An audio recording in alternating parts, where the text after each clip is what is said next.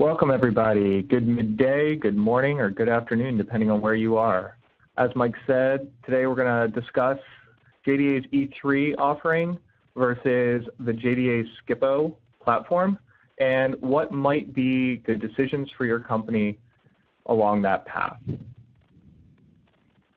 So my name is Brad Murak, and I'm a senior manager here in Spinnaker's JDA practice organization.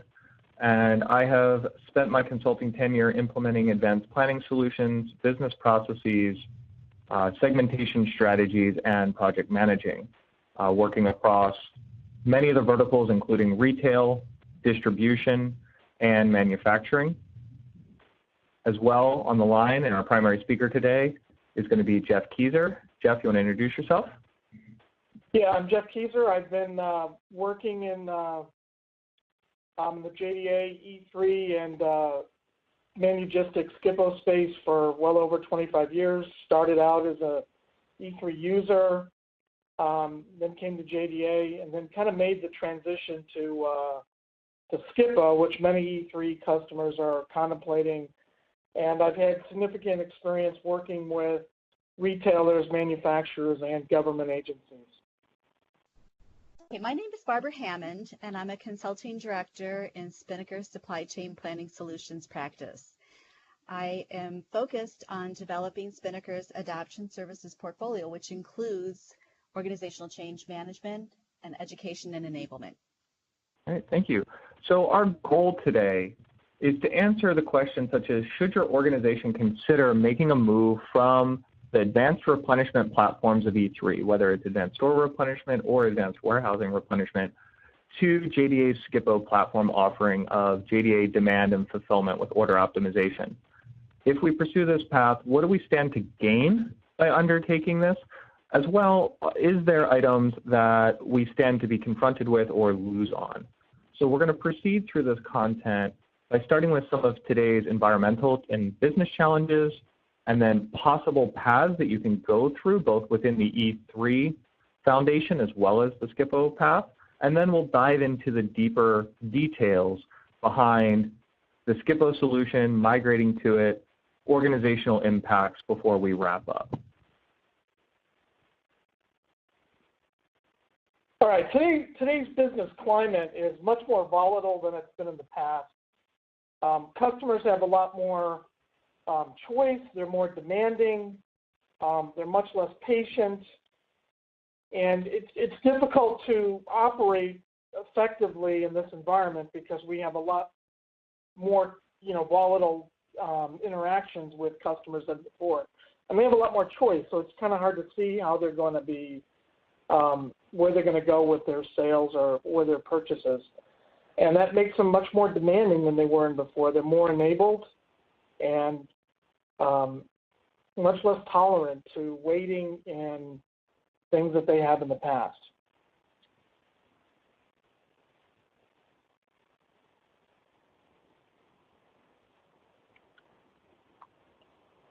Common challenges for E3 customers in this business climate is there's a lack of visibility across the supply chain and understanding all the different demand signals that are there.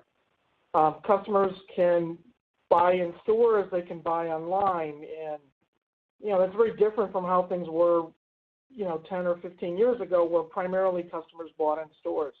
Now they can buy online, they can buy in the store, and trying to understand where you need to have the inventory to take care of the customer is becoming challenging. And then that creates challenges for the supply team as well, because now they have to figure out where to put the inventory. It's challenging for them to understand things. And with E3, it's difficult to see that because it only really cares about today's need at this location. It doesn't really have that end-to-end visibility, and it doesn't really have a time phase. It doesn't really understand dates and things like that. It has minimal mobility to see the impact of delayed or canceled orders. And the architecture dates back to the 1980s. It's a client-server, AS400-based kind of environment, and that's not really state-of-the-art or really a focus in today's IT climate. So it's really quickly becoming a dinosaur, and it's time to kind of move on from those outdated technologies. So the challenge for us in the E3 space is where do we go from here? And there's really business process and technical challenges and solutions here. So one of the things we got to decide to do is, okay, can we get everything that we can out of E3 and get every last drop of the return on that investment? Or is it really time to pursue new tools that are better suited to current and future needs? And the path that we have to choose isn't easy. You can remain on E3 and stay on the current E3 installation and licensing. You can review and assess to see if reconfiguring E3 and purchasing additional licenses is going to deliver the benefit that's going to make it worthwhile to your organization. You can kind of train up everybody to see if that just being better skilled in the system is going to give the return that you need. Or you can look to transform your organization and employ new technologies so you're capable not only of dealing with today's challenges, but also future challenges to drive the business forward.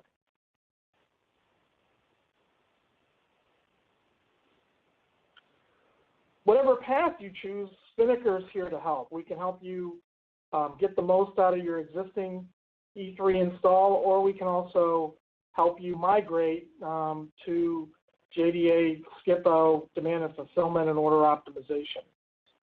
And the majority of the rest of today's webinar will focus really on upgrading to demand and fulfillment and getting the most out of a SCPO solution.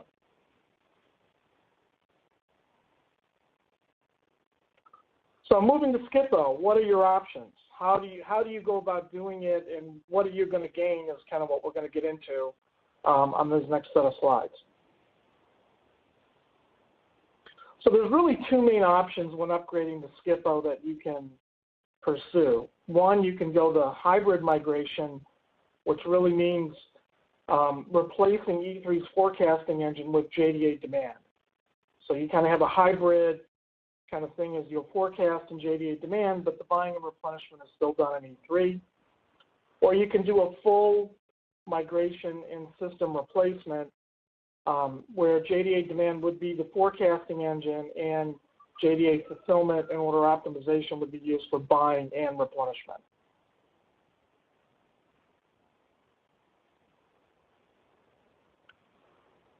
So JDA demand is going to give a lot of benefits. One, you're going to gain complete visibility to all the demand signals throughout the enterprise. There's significantly more statistical models to handle all the various demand signals in your organization, and there's even specialized algorithms to handle specific situations. There's a much better, user interface to review and adjust the forecast and manage the forecast. There are tools to enable collaboration throughout the organization between forecasting, sales, marketing, other parts of the organization, even external partners if needed.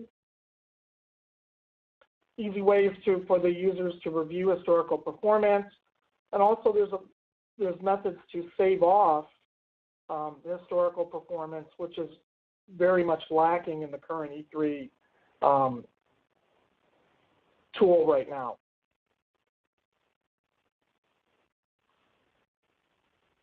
So getting better forecasts, if that's important to you, then moving up to JDA demand is important.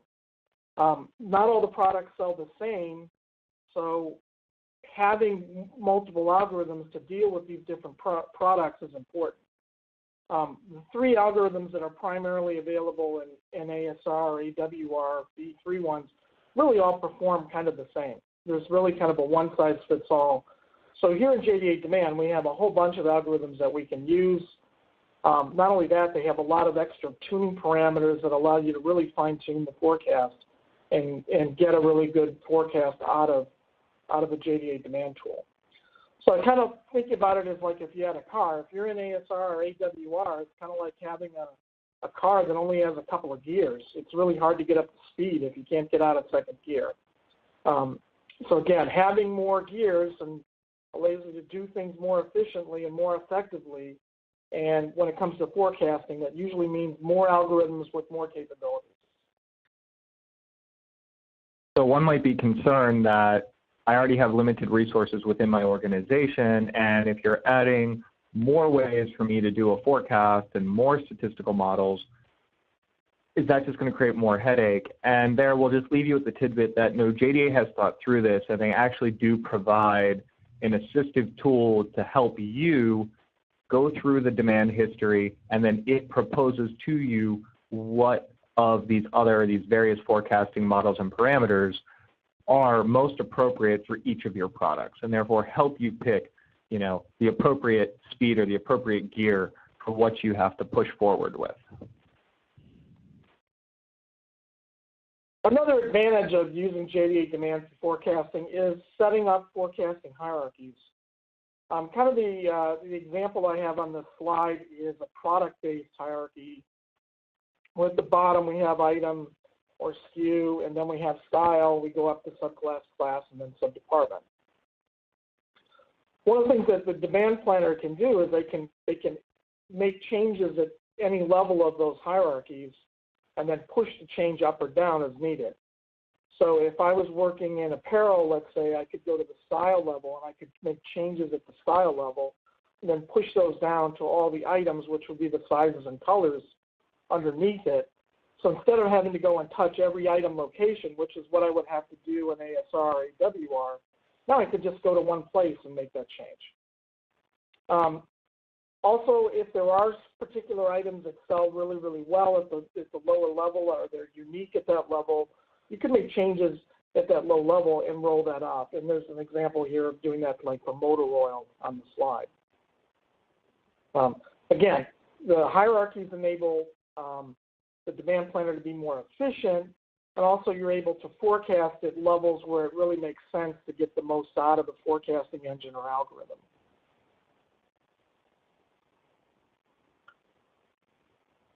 Tracking forecast performance is important. If you don't track your performance, it's really hard to determine how to get better.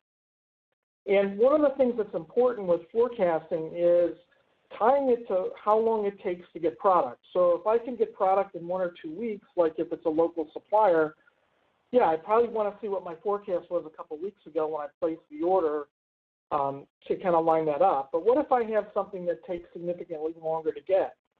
What if I got to get something from a manufacturer across the country and it takes me 4 weeks to get it? I really need to look at what was my forecast 4 weeks ago when I placed the order. Or even further back, I got to look at maybe importing items where now I'm bringing something from Asia and it's going to take me 4 months to get it.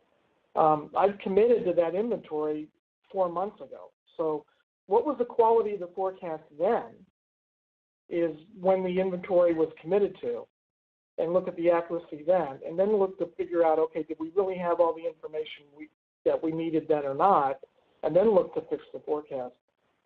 If we make a last-minute change to the forecast last week for something we bought 4 months ago, it really doesn't help the forecasting process.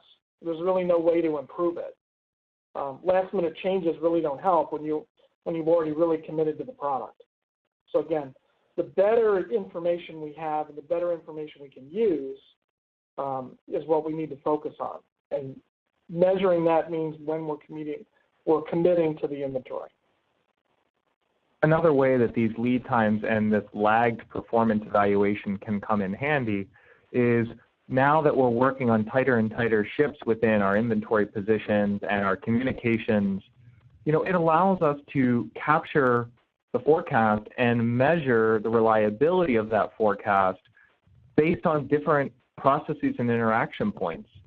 I may receive from my marketing group or my merchandising group insights that I adjust my forecast to at 2 months out or 1 month out, and then my sales team or the flyer comes through and sets things and gives me adjustments at the 1 month or the 3 weeks out. And then I have actual execution in my stores or through my DCs. and being able to capture the forecast historically and measure the forecast historically, I can go back and evaluate how much value add am I getting better information and better insight through my iterative processes. And I can expand into questions and concepts along those lines by some of the enablement within the JDA demand offering.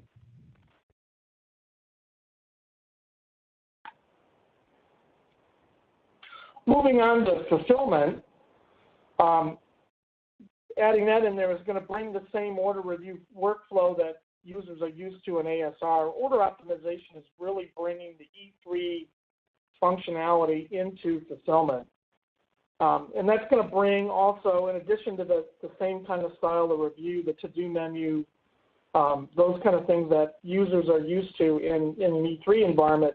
Now they're going to get end-to-end supply chain visibility. They can see how the inventory is going to be affected over time.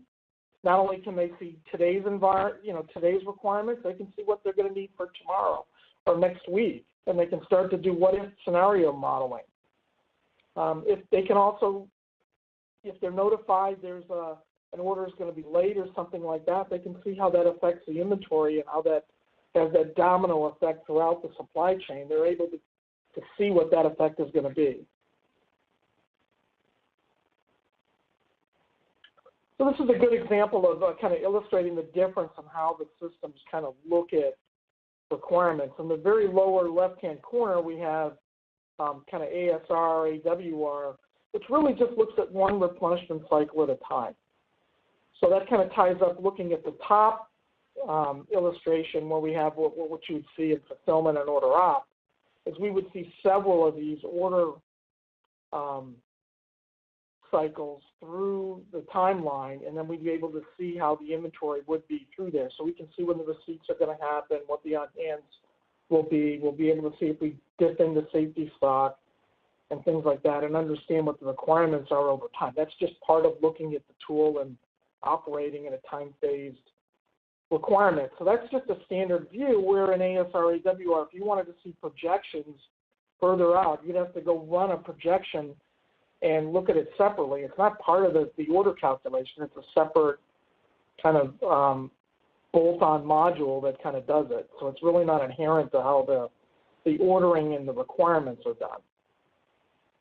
And a subtle differentiation on top of this is that when ASR or AWR is calculating that cycle time, it needs to know what's on order. We're all familiar with that. But in order to get that time phase sawtooth and time series picture of replenishment after replenishment expectations within SCPO fulfillment order optimization, the system has to understand, and does indeed understand, the timing of that on order. So it's not just that I have 1,000 units or 2 truckloads on the way, but it's that one is coming this week and one is coming next week. And what does that mean in terms of my inventory position and when I need to trigger the next order? Yeah, Brad makes a really good point on that, is that AWR and ASR really don't understand dates and receipts and when all of that, when we're used to looking at that. It just has a general assumption that everything's going to come within the set lead time for the vendor. And we all know that doesn't happen all the time. So orders are late, they come in early, they come in late, they get delayed. E3 really can't understand that. There's an additional license. You could buy the order expedite module that gives some visibility to those kind of situations, but the underlying order calculation engine is still not looking at dates. You have to have something extra look at the date to try and give you an alert or something like that. But the actual engine itself is not looking at any dates, where you would get that in fulfillment and it would intuitively understand that. So this slide we have the order review workflow, just to show that things are kind of similar in layout but better in fulfillment and order op. The top two illustrations show the E3 to-do menu and then what the to-do menu would look like with order optimization and fulfillment. Pretty much the same kind of layout, the same kind of information. Again, the The supply planner comes here and looks at what their needs are, how many orders there are, all the things that they're used to doing in AWR, ASR are still here. And then if they drill down and take a look at the items, we have the item detail or the SKU detail in the lower right, and then we see the equivalent in fulfillment and order optimization. And if you look at the fulfillment and order optimization screenshot, there's significantly more information. There's a lot more information there. They can kind of see the time phase graph in the middle. The green shows the current inventory, and you can kind of see that it kind of sells down as you go along the timeline, which moves from left to right. The blue is an SOQ or recommended SOQ, and you can see how that's going to come in and affect the order. And the red line in that screenshot shows the safety stock throughout time. So there's much more visibility than not only is it what I need now, but what are my needs going forward, and what's my inventory going to be 5 days from now, 6 days from now, or next week. They're going to see that on the screen. They're not going to see it in ASR, AWR. And then they can also look out on the replenishment dashboard. This is another way for them to kind of look out there, and they can kind of see not only one order but several orders and how that affects that. So here we have that similar timeline view again. The red bar on the left is the initial order, and then the green bars laid out into the future are future orders along the timeline that are planned. And from here, the planner can see what the effect is to the inventory and how that is. And they can also look at all the numbers in the grid below the graph. And they can actually click and interact and see multiple views from in there instead of just one plain kind of cookie cutter view in ASR, AWR. And I'll answer the easy question because it fits of, yes, you can change the colors of the graph to suit your business needs and expectations. A customization option that isn't always available in some of the other tools.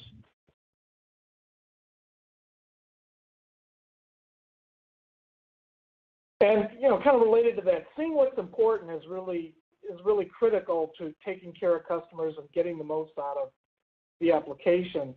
On the left-hand side, we kind of have the standard E3 reports, and they haven't changed since when they first created in the late 90s or the late 80s and the early 90s. Pretty much the same. You run them, you got to kind of look at them. That's all you can really do. Over on the left, we're going to have a view in fulfillment where we can see multiple locations within the supply chain, and we can kind of view the inventory. Again, we can see the inventory. We can see when receipts are. We can look at our safety stock, all of there, and then users can drill into any of those diagrams and see further detail there, and kind of get an understanding of how the inventory is going to flow through the entire network of the organization.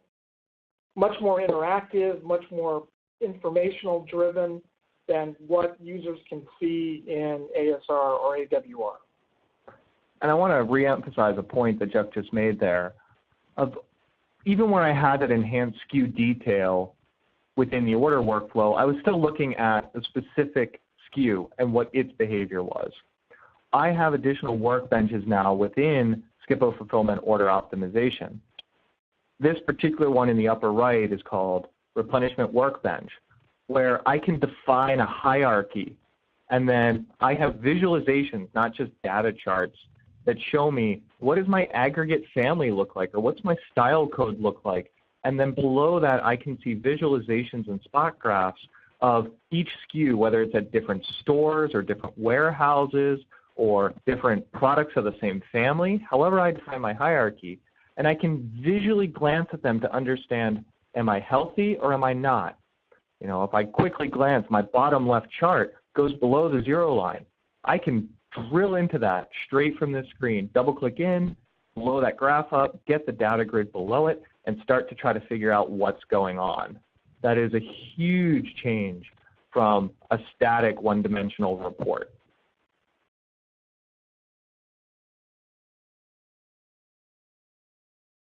The SCPO platform also provides a lot of reporting enhancements, we'll add on from what Brad was saying. There's a lot of different things that the planners have to use. There's dashboards. There's also a demand dashboard, which is shown on the left-hand side of the screen. The upper left shows Demand 360, which is a spreadsheet-style, hierarchy-driven forecasting and collaboration tool. And we have another view of the replenishment dashboard showing some pie charts. We have a forecast accuracy graph, kind of the waterfalls that's through the reporting module in SCPO, and then we also have a view of the to-do menu. Much more interactive tools compared to what you have in ASR, AWR. They're also customizable. You know, it's more than just Brad said changing the colors. You can actually change how you want certain things laid out and seen in here to support the needs of your business, which is very different than ASR. You get whatever the standard report is and it kicks it out and that's it. The other thing that's important to remember with reporting is that we can actually store off the historical performance of things and call it up later so we can see how we're improving over time. If you want to do that in the E3 environment, that means you're manually saving off all that information, saving it externally, and then calculating all of that externally. There's no capability within the tool, within standard licenses to do that. So if we go back to some of those major challenges that we're each confronted with today, I have much more insight into what is my demand, where is my demand, how is that demand changing over time, where is my supply, what options do I have with moving inventory around.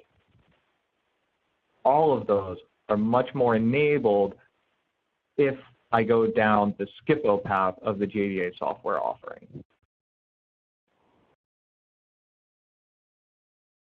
With new systems also bring changes to organizations and people. And what this is going to allow is more specialization within the inventory management of the supply chain team. And generally what we see is people start to divide up. In the E3 world, people do both. They forecast and they do the replenishment. In SCPO, normally we see those roles separate out. Somebody does the forecasting and another person will do fulfillment. And this enables better specialization, enables them to get better at certain elements of the elements of the job that are critical to the business.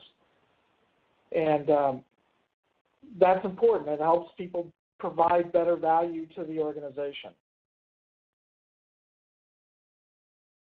So with those changes, just to reemphasize, the fundamentals here in the specialization does require a concrete focus and intentional incorporation of your organizational design, your roles and responsibilities, and active change management, because that specialization creates apprehension within the jobs as well as new roles that may have existed or segregation of roles and activities. So we really need to have a dimension of change management facilitation with any move from E3 into SCPO for those benefits. And then because of those systems, master data and the integration points of the time phase data and the transactions and everything else require it be absolutely paramount for master data maintenance, master data integrity, and master data cleanliness. So as Jeff had mentioned, there's a lot of changes going on when you decide to move from E3 to SCPO. Selected your technology for future replenishment needs, you reviewed and refined your business processes, and now it's time to identify and activate the organizational changes and enablement plans. Many times organizations don't spend the time or resources required to look at their organization and understand how these roles and responsibilities are going to shift over time. Don't make this mistake. Invest the same amount of resources into identifying and activating organizational changes and enablement plans because it's going to be critical to the project's success. Why is organization change management enablement important? It's important because if done correctly, it's going to result in successful user adoption. So preparing users for a transformation, whether it's business processes, technology, or both, requires integrated change management and enablement activities to ensure successful user adoption. And if you look at the statistics here, There are up to 70% of technology projects that fail to deliver, partly due to poor user adoption. That's a huge and frightening statistic. This is a large opportunity for improvement, particularly by addressing the people changes that are a part of this technology migration. Did you know that 6 out of 9 reasons for project failure relate to organization and change matters? Technology doesn't even make the list. So why is user adoption important? New technology can require new business processes and workflows, which in turn affects organizational design, which is introducing new roles, new responsibilities, introducing a new level of solution complexity, which is offset by an increase in solution utility. But being able to make sure your users understand how to properly utilize the system to get the most value out of it takes time, takes focus, and takes enablement practices. If you don't do these activities, it's going to result in disillusioned users because there's going to be a lack of organizational change and enablement activities to ultimately support user adoption. So Jeff talked about 2 different migration paths. One is a hybrid migration, one is a full migration. Let's focus on the full migration for a moment. So within a full migration, you have E3 Advanced Replenishment and roles. The replenishment analyst creates a forecast for replenishment consumption, interacts with several different teams, approves the replenishment orders, and can be at times referred to as a jack of all trades in supply chain planning. When you move to JDA SCPO, the organization changes and the roles become more specialized. For example, you'll have a demand planner and you'll have supply planners. Demand planners will specialize in forecasting custom demand. They'll collaborate with stakeholders internally and externally and do the promotion and special events management. Supply planners, on the other hand, will specialize in managing inventory. They collaborate with transportation and warehouse teams, and they then approve replenishment orders. So these roles become more specialized in the activities required to achieve replenishment excellence. Think about a hybrid approach where you have demand planners and still have replenishment planners that utilize the E3 system. The roles start to look like this. From a demand planner perspective, they forecast customer demand. They're continuing to work with company stakeholders on sales forecasts. They analyze internal and external influences on the forecast, and they review and provide feedback on the forecast accuracy results. So again, a very specialized approach to demand planning. In turn, their demand forecast is passed then to the replenishment planner, who inputs that into the replenishment plan and continues with their role, their responsibilities that they had as a replenishment planner after the demand forecast is completed. So organizational change and enablement components. There's 4 components: readiness and alignment, design, educate and enable, support and sustain. At Spinnaker, we can do these activities for you, or we can work if you have a team in place that's already beginning your change management activities. Readiness and alignment is assessing and documenting a team's alignment to show new replenishment vision and business outcomes. Design is identifying and documenting required new roles, jobs, and competencies. And again, Spinnaker can do these activities for you, or if you've already completed them, we'd like to access that information, work with your team to then be able to create tailored education and enablement plans to prepare your users for their new world. And then finally, supporting and sustaining. Assessing the user proficiency post-training, tracking their progress, identifying opportunities to reinforce training, and being able to sustain that knowledge to support user adoption. Organization transformation. It's a reality. Change is difficult. It moves people out of their comfort zones. Everyone responds to change differently, but it is inevitable. Change is going to happen. New technology, new processes, new choices, new tools, more functionality, new roles, new, lots of new. And what that translates to is new opportunities to achieve replenishment excellence within your organization by guiding them through this important transformation. And also technology is important too. Having the SCPO platform provides web-based deployment and architecture, no more client installations that have to happen on all the users' PCs. That'll save the IT team a lot of work. Highly scalable Oracle database, runs on Unix and Windows servers, easy access to all the data. You can extract the data for reporting, export it. You can also import into the database. It's easily accessible. It also enables cloud installations, which are much harder to do on the AS400. And the last point I want to make about the SCPO that's important is the tables are very customizable. So if I'm looking at the product attribute table and I need to have a couple of extra attribute fields added, that's a 5-minute job. Just pull it up in SCPO, make the changes to the table, add the fields, and they're available now to be used. Can't happen in the AS400 E3 world. I'm like, that's a complete database re-architecture, and that creates all kinds of problems. So you're really limited to whatever fields are created for you, that's what you're stuck with.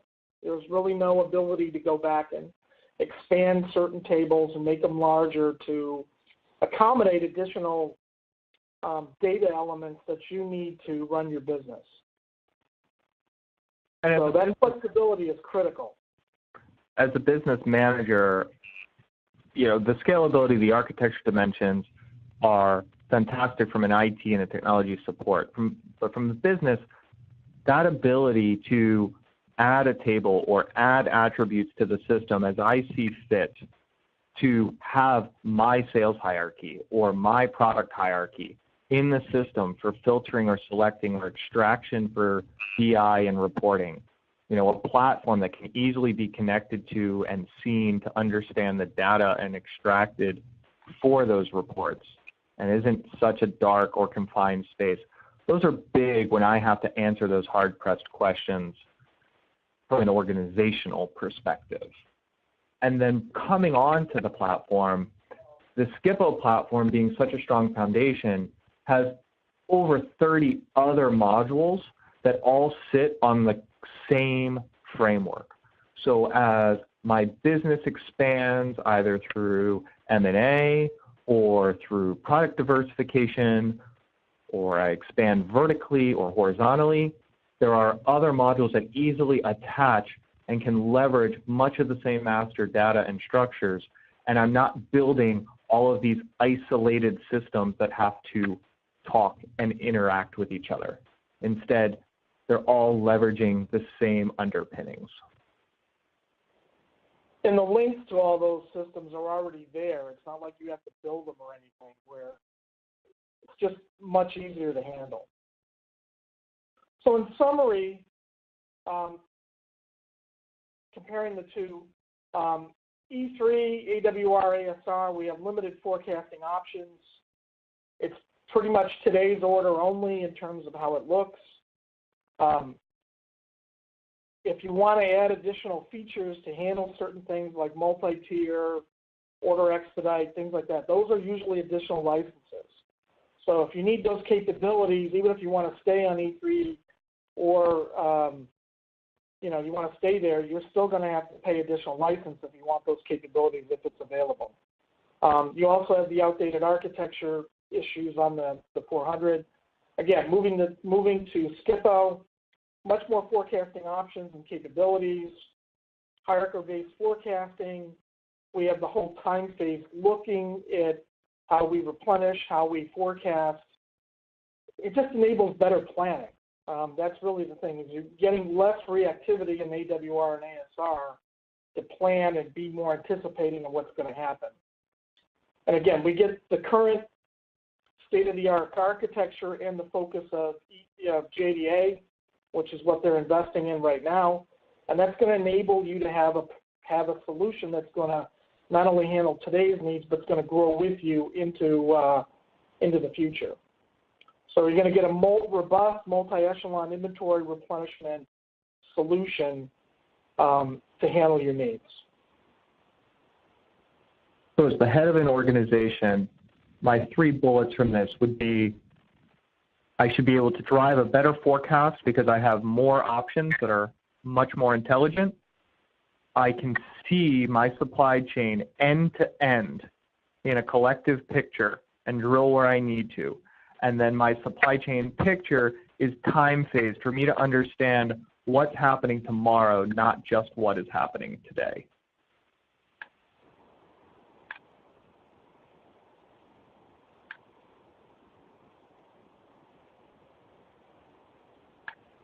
So let's look at which approach should I take? You know, we mentioned both a hybrid approach or a full migration approach. The hybrid or the partial migration approach is saying, okay, we definitely need to capitalize on the opportunity within forecasting. However, at the moment we want to stick with the confidence and the assurance we have within the replenishment or supply planning side of the house. And that's fine. JDA fully supports your ability to do so. You can move your forecasting and take on those change management principles of getting that higher, better quality demand signal while still having the known replenishment workflow and user interface. And you can stay there, or when the time is right, you can then also move the replenishment side over to fulfillment order optimization to have the full end-to-end solution. Conversely, if it's easier to take a larger bang approach, the entire solution can be migrated over into a common user interface and a common look and feel to expand on from that point forward. As we've discussed in the prior points, you get each of the pros and cons as you take the steps, but know that you can take a 1-step or 2-step approach when assessing, is this the right move for your organization?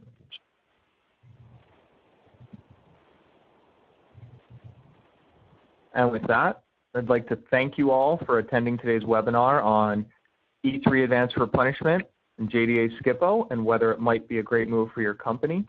As mentioned before, whether you want to stay on E3, just do some enhancements, take on some customized training, or potentially do a strategic roadmap assessment on, is SCPO the right move for you? We're here for you with any of your questions or concerns. Questions that came in was going between the terminologies. We've thrown out a lot of terms today: SCPO, fulfillment, order optimization, demand, etc. And what does all that mean? Because it's a lot. So the distinction is JDA demand is the forecasting engine or the forecasting side of the equation. Just as the role specialization occurs, in order to properly do that with all of the advanced options that exist, it's a separate feature function module of the tool. Then within fulfillment, JDA fulfillment is a long-standing product for distribution management, transfers, etc. But what it lacks on its own is what advanced replenishment and AR bring to the table of consolidating and right-sizing the order against a vendor's portfolio. In order to get that vendor or portfolio optimization aspect and that order review workflow that we know, you've got to use the addition to fulfillment called order optimization, or commonly nicknamed order opt. So it's with order opt as part of fulfillment that I get my end-to-end, top-to-bottom picture inclusive of adjusting the orders to make the best use of my suppliers. Looks like we have one more question. Now the question is would I need more or less people if I move to SCPO? I would say generally you're probably not going to need to increase headcount, or you're not going to gain so much efficiency that you're going to cut headcount. It's really making the existing team more effective and allowing them to specialize some of their skills to get the most out of the application to make them more effective. So they're going to get better results and things like that, but it's not going to be something where there's suddenly you don't need you don't need a lot less people. Generally, most implementations I've seen, it's generally the same number of people. Now, what we found in that is that while headcount may not necessarily go down, the specialization, as Jeff mentioned, and the role and responsibility realignment has frequently created what I'll say is additional bandwidth or additional employee or resource hours within the organization, as I'm not trying to field or manage so many desks of activity. But each of those is very unique to the organization and its product portfolio, and would be something that can be discussed and addressed during a strategic assessment of what is the most appropriate fit for your company. I think that wraps up our list. So with that, we will thank you for attending. If you or anyone in your organization has any further questions or follow-ups, please don't hesitate to reach out and we'll be happy to schedule some time.